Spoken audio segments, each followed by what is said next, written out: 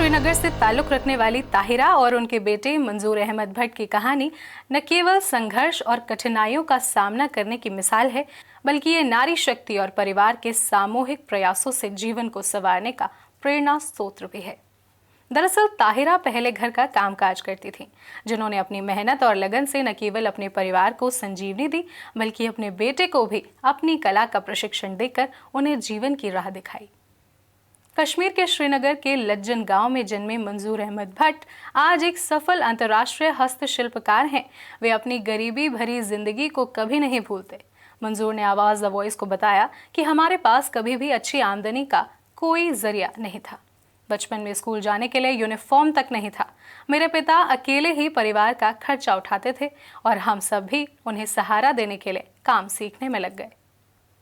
मंजूर के पिता मोहम्मद अब्दुल भट्ट ने कालीन बनाने का काम शुरू किया था और उनकी मां ताहिरा ने स्वेटर बुनने के बाद बेडशीट बनाने का काम सीखा।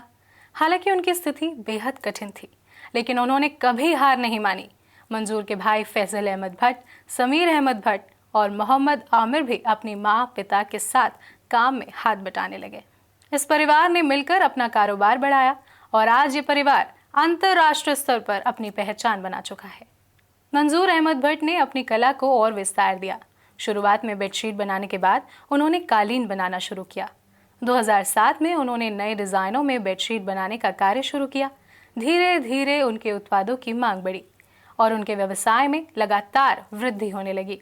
इसके बाद उन्होंने वुलन के काम को भी शुरू किया और अब उनकी कार्यशाला में 30 से 36 तरह के हस्तशिल्प उत्पाद तैयार होते हैं और उनकी कड़ी मेहनत से उनकी कंपनी का कारोबार लगातार बढ़ रहा है। मंजूर अहमद भट्ट को दिल्ली, मुंबई, जयपुर और सूरजकुंड जैसे स्थानों पर भेजा गया, जहां उन्होंने अपने हस्तशिल्प उत्पादों को प्रदर्शित किया और बड़े पैमाने पर सफलता हासिल की।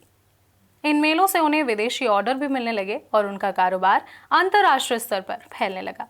उनकी कड़ी मेहनत का एक और सकारात्मक परिणाम जयपुर में मिला, जहां उन्हें उनकी उत्कृष्टता के लिए स्कूटी पुरस्कार से सम्मानित किया गया। इस पुरस्कार के बाद उनके परिवार में खुशी का माहौल था और उनके कदम कभी नहीं रुके। आज उनका कारोबार एक अच्छे टर्नओवर तक पहुंच चुका है। मंजूर अहमद भट्ट को मुंबई में लगे सरस मेले में भी भाग लेने के लिए अवसर मिला। हालांकि उन्हें रेल की रिजर्वेशन नहीं मिली, फिर भी उन्होंने ठान लिया था कि वे इस मेले में अपनी कला को जरूर प्रदर्शित करेंगे। पिता के साथ जनरल डिब्बे से यात्रा करने के बाद वे मुंबई पहुंचे और अपने डिजाइनों को ग्राहकों के सामने पेश किया।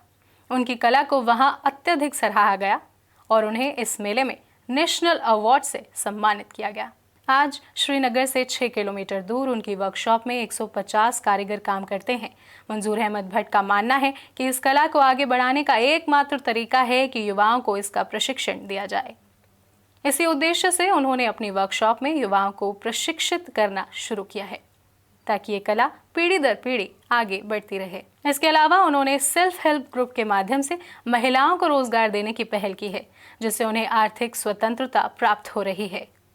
मंजूर अहमद भट्ट ने केंद्र सरकार से आग्रह किया है कि उन्हें देश के विभिन्न हिस्सों में आयोजित होने वाले मेलों में भेजा जाए, ताकि उनके हस्तशिल्प उत्पादों को और अधिक पहचान मिल सके और उनका कारोबार बढ़ सके। मंजूर का अगला लक्ष्य अपने बच्चों को उच्च शिक्षा दिलाना और उन्हें अपने हस्तशिल्प कारोबार में प्रशिक्षित करना है। उन्होंने कहा कि मैं खुद ज्यादा पढ़ाई नहीं कर सका, लेकिन मुझे अपने बच्चों को अच्छी शिक्षा दिलानी है, ताकि वे इस कारोबार को और ऊंचाइयों तक पहुंचा सकें। उनका सपना है कि उनके हस्तशिल्प उत्पाद देश विदेश में लोकप्रिय हों और उनके प्रमुख शहरों में शोरूम भी खुलें।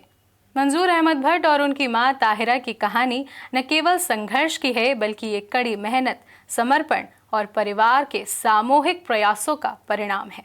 इस परिवार ने न केवल कश्मीर की हस्तशिल्प कला को दुनिया के सामने लाया, बल्कि उन्होंने ये साबित किया कि अगर इंसान ठान ले तो कोई भी मुश्किल बड़ी नहीं होती। नमस्कार।